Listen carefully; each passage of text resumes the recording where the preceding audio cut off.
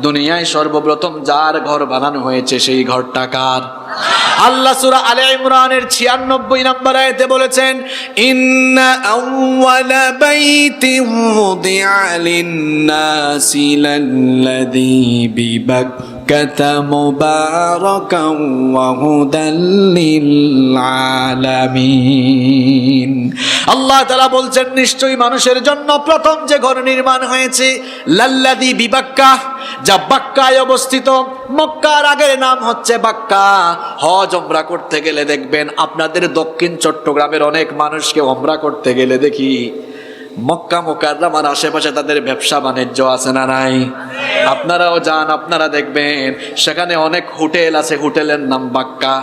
আরবিতে হোটেলকে বলা হয় ফন্দক। দেখবেন অনেকগুলো হোটেলের নাম আছে ফন্দক বাক্কা, বাক্কা হোটেল, মাতাম বাক্কা, বাক্কা রেস্টুরেন্ট। কারণ বাক্কা হচ্ছে মক্কার আগের নাম।